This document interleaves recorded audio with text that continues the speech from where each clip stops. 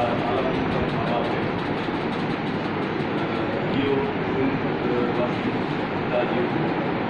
कंहिंजी पंहिंजी पंहिंजी ज़िम्मेदारी आहे जेका ज़िम्मेदारी आहे मां पंहिंजी ईमानदारी सां निभाइण जी कोशिशि कयां पियो ऐं रब सघनि थो तव्हांजो मीडिया वारे जो साथ त अञा बहितरीन सां मां हुनखे निभाईंदो ख़ासि करे कावश लाइ मां नदी पौर जी महिरबानी आहे अहसान आहिनि छो त इन्हनि सभिनी शइ में थाणे खां वठी प्रेस खां वठी मीडिया जो त सभिनी जो अहम किरदारु आहे अहम रोल आहे कावश सां तमामु घणी मदद कई आहे उन जी भेट में कुझु असांजा नौकर आहिनि जिन जा पंहिंजा कब्ज़ा आहिनि नाला खणण लाइ न रहंदो पर मां उन्हनि माण्हुनि असांजे धरती खे जेका ज़मीन खे मिलियल आहे उनखे घुरल मुल्क ते हाणे सां मिली करे खपाइण जी कोशिशि कई आहे जंहिंमें असांजो वधि में वधि कावश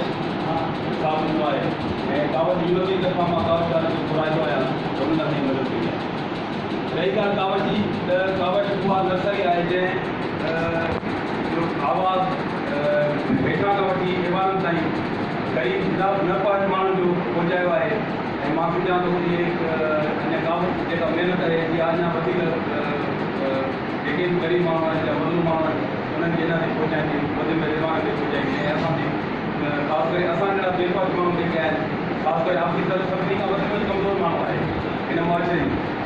उन्हनि माण्हुनि जो आवाज़ पहुचाए ऐं असां मदद कंदी जीअं असां सही नमूने सां पंहिंजो वक़्तु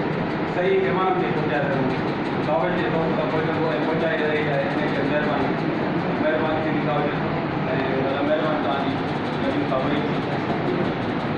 वरी